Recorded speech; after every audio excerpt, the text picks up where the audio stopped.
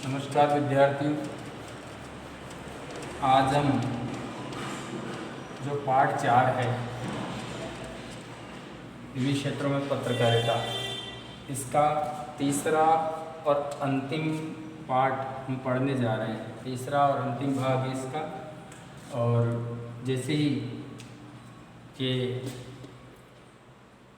तीसरा पाठ आज समाप्त होगा तो कल इसके टेस्ट के लिए वापस आप तैयार हैं। 3 पार्ट हैं इसके, तीनों पार्ट 1, पार्ट 2 और पार्ट 3 इसकी तैयारी करें। और वही अगले दिन टेस्ट आपका रात को 8 बजे आपको देना है, तीनों पार्टों की तैयारी करके। तीसरा और ये अंतिम पार्ट आज हम पढ़ रहे हैं और कल इसका टेस्ट आपसे लिया जाएगा रात 8 बजे। तो पढ़ते हैं। हम पढ़ते हैं पहले अपराध पत्रकारिता या अपराध जगत से जुड़ी हुई खबर संबंधी पत्रकारिता। अपराध पत्रकारिता क्या होता है? अपराध पत्रकारिता किसे कहेंगे हम? कानून का उल्लंघन, कानून का उल्लंघन करना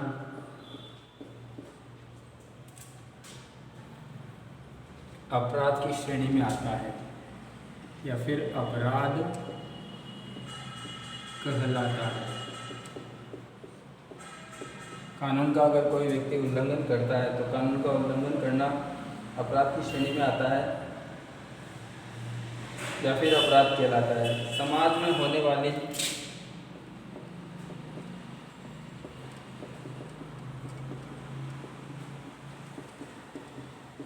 समाज में जो अनेक प्रकार के दुरापराध होते हैं और जो आपराधिक घटनाएं होती है, समाज में होने वाली आपराधिक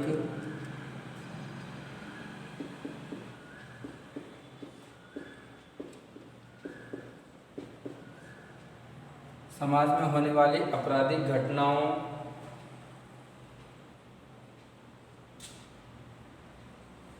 को समाचार पत्रों की सुर्खियों के रूप में सामने लाना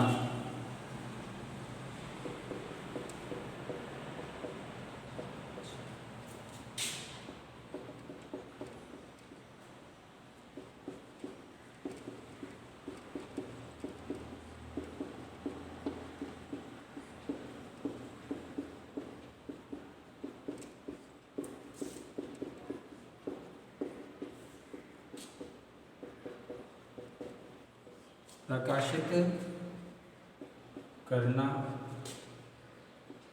अपराध पत्रकारिता कहलाती है। एक कानून का उल्लंघन करना अपराध कहलाता है। कोई भी व्यक्ति कानून का उल्लंघन करता है तो अपराधी कहलाता है, अपराध की श्रेणी में आता है। समाज में होने वाले जो आपराधिक लिखी है, आपराधिक जो घटनाएं होती है, उन आपराधिक घटनाओं को समाचार पत्रों की सुर्खियों के रूप में समाचार पत्रों में प्रकाशित करना अपराध पत्रकारिता कहलाती है। अपराध जगत से जुड़ी हुई जो खबरें रहती है वो आपराधिक पत्रकारिता के अंतर्गत आती है। अपराध समाचार की रिपोर्टिंग के लिए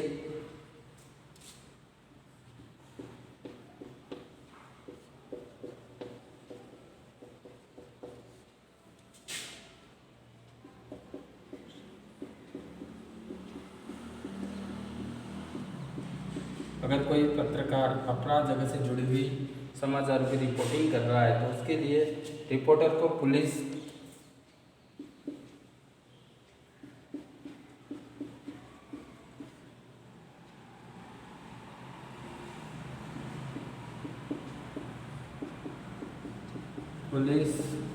पुलिस के पास अदालत तथा कानून का ज्ञान होना आवश्यक है। अगर कोई व्यक्ति, कोई पत्रकार अपराध जगत से जुड़ी हुई समाचारों की पत्रकारिता कर रहा है, उसके संबंध में लिख रहा है, तो उसको पहले पुलिस के बारे में, अदालत के बारे में और कानून का ज्ञान होना अत्यंत आवश्यक है। अन्यथा वो जो अपराध जगह से जुड़ी पत्रकारिता है वो नहीं कर पाएगा। अपराध की खोजबीन के लिए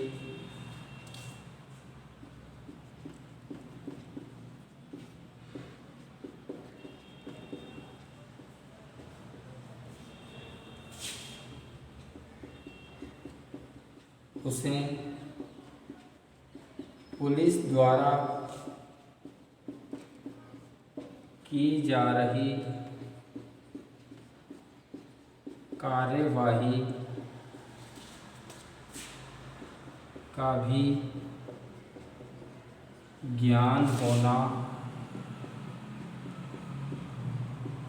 आवश्यक है। तो ये चीज़ें इसमें लिखनी है, ज़्यादा नहीं है।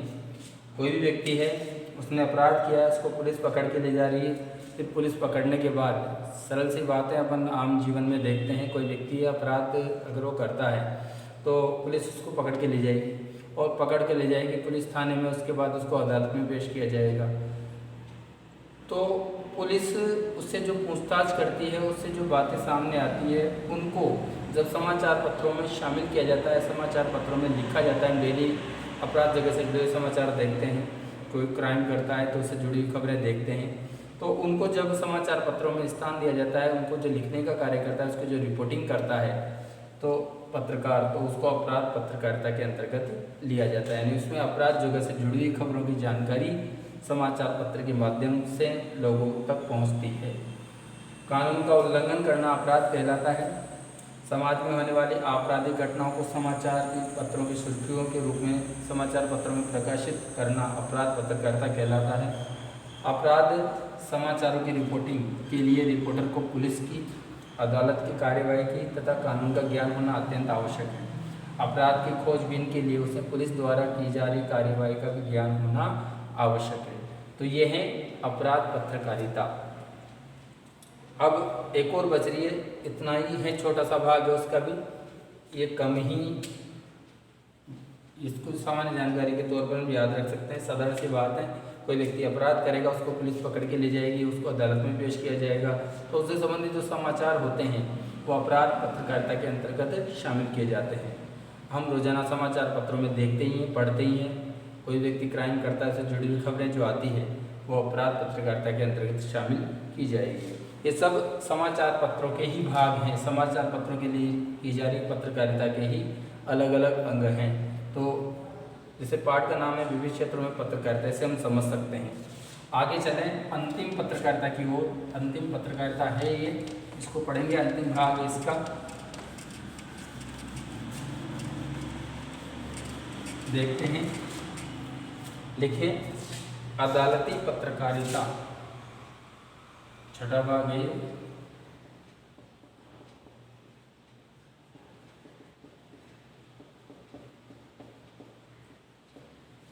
किसे कहेंगे हम अदालती पत्रकारिता? अगर किसी ने कोई अपराध किया है तो पुलिस उसको पकड़ करके पहले थाने ले जाएगी, फिर अदालत में उसको पेश किया जाता है। तो अदालत में उसके पक्ष में या उसके विरोध में जो भी फैसला होता है उसको समाचार पत्रों में स्थान दिया जाए। यानी जो अदालतें होती है, किसी भी मुद्दे या कोई भी घटना है या कोई भी मुद्दा है, उसके विषय में जब वो कोई फैसला सुनाती है तो उससे जुड़े हुए जो समाचार रहते हैं वो अदालती पत्रकारिता के अंतर्गत आते हैं। जैसे बड़े बड़े मुद्दे होते हैं, सुप्रीम कोर्ट में, हाई कोर्ट में वो पहुंचते हैं, जब उनके संबंध में निर्णय आता है, उन समाचारों को जब समाचार पत्रों में छापा जाता है तो उसके लिए जो रिपोर्टिंग की जाती है, उसके लिए जो पत्रकारिता की जाती है, तो वह अदालती पत्रकारिता के अंतर्गत उसको शामिल किया जाता है। यानी कोई भी फैसला अदालत के द्वारा दिया गया है तो वो इसके अंतर्गत शामिल किया जाएगा। कोई भी फैसला हो सकता है वो।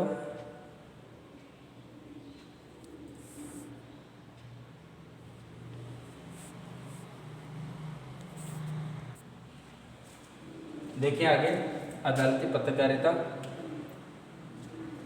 अपराध समाचारों के क्रम में ही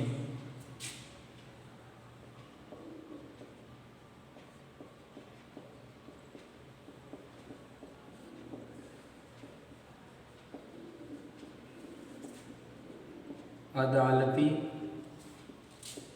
पत्रकारिता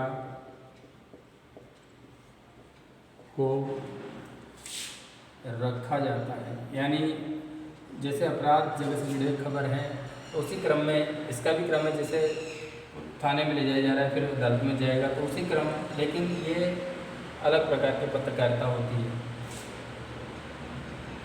रखा जाता है, इसी क्रम में रखा जाता है। अदालती कार्यवाही से संबंधित समाचारों को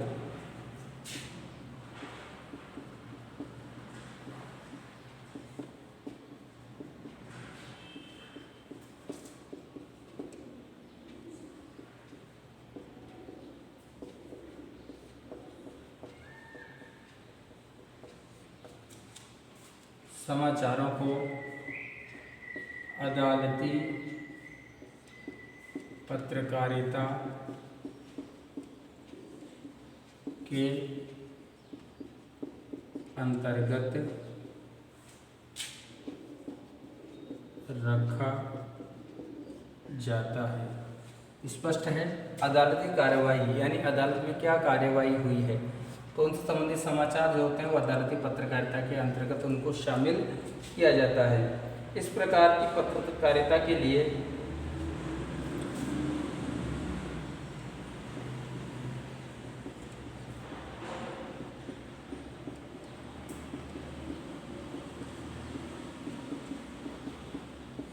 इस प्रकार की जो पत्रकारिता होती है उसके लिए एक विशेष प्रकार की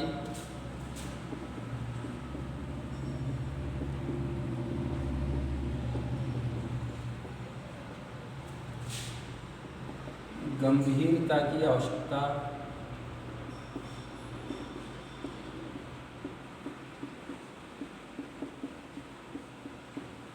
होती है। एक विशेष प्रकार की गंभीरता पत्रकार के अंदर होना चाहिए। फैसले में उल्लेखित तथ्यों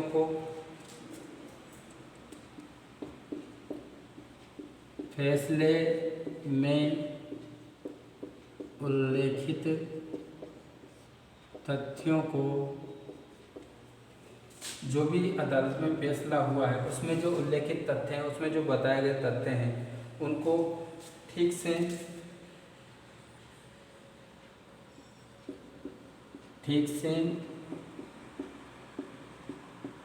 समझने की आवश्यकता होती है। तो ये कम ही इसमें इसके बारे में है, छोटा भाग है, इसमें ज़्यादा विशेष नहीं है, तो इसको आप समझ लें। और भी चीज़ें इसको लिख लें। पहले अपराध समाचारों के क्रम में अदालती पत्रकारिता को रखा जाता है, ये सब चीज़ें उतार लें। उसके बाद थोड़ा सा और लिखेंगे, इसके बाद ये आपका पाठ समाप्त हो जाएगा।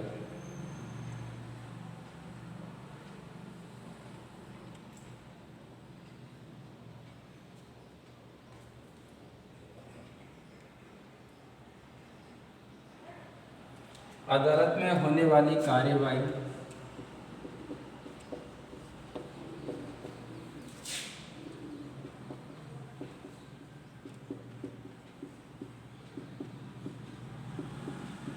अदालत में जो कार्यवाही हो रही है, अदालत में होने वाली कार्यवाही जैसे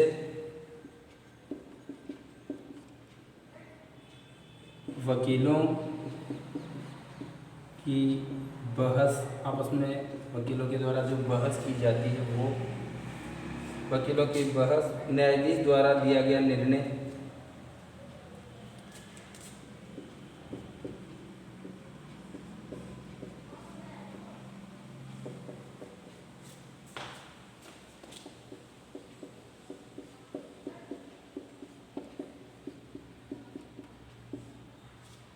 इन सब चीज़ों को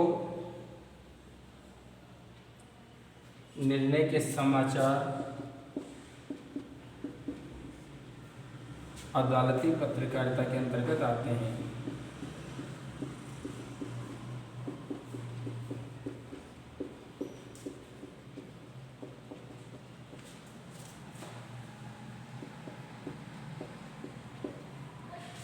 तो ये आज आपका पाठ 4 समाप्त होता है। इसको आप उतार लें पहले।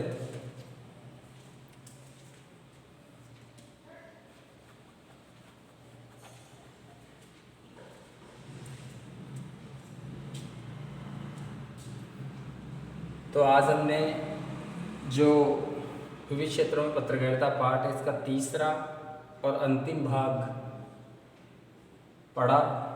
तो इस पाठ में हमने 6 प्रकार की पत्रकारिताओं के विषय में पढ़ा। तो अलग अलग पत्रकारिता संबंधित कोई सी पत्रकारिता संबंधित कोई सा भी प्रश्न आपकी परीक्षा में आ सकता है, इसलिए जितने भी 6 भाग है पत्रकारिता के, इनका एक एक करके बहुत अच्छी तरह से अध्ययन करें। अन्य प्रश्नों को आप संबंधित आपके पास जो सामग्री है उसमें से आप अन्य प्रश्न भी तैयार करें।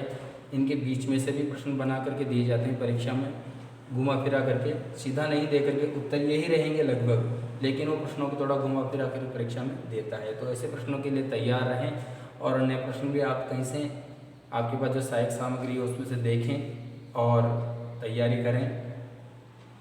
तो ये 6 प्रकार की पत्रकारिता आज मैंने इस वीडियो में अदालती पत्रकारिता और अपराध पत्रकारिता, अपराध जगत से जुड़ी खबर संबंधित पत्रकारिता के विषय में अध्ययन किया और ये 6 भाग आपके पूरे हो चुके हैं पत्रकारिता संबंधित। और अब आने वाले वीडियो में हम अगला पाठ शुरू करेंगे जो कि अंतिम पाठ है।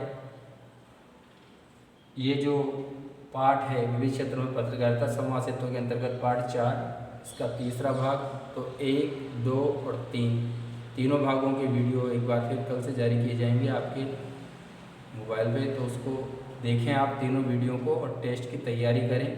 कल रात 8 बजे से 8:30 तक आपका टेस्ट होगा और टेस्ट में अधिक से अधिक विद्यार्थी सक्रिय रहें। विद्यार्थियों की संख्या लगभग वही रहते हैं जो विद्यार्थी लगातार सक्रिय हैं। उन विद्यार्थियों की तो कॉपियाँ आती है, रजिस्टर भी आते हैं, नोट्स भी भेजते हैं वो और टेस्ट भी देते हैं। लेकिन जो अन्य विद्यार्थी वीडियो तो देखते हैं लेकिन वो टेस्ट नहीं देते, तो वो विद्यार्थी भी लगातार वीडियो को देखें और टेस्ट दें और अपनी सक्रियता निभाएं।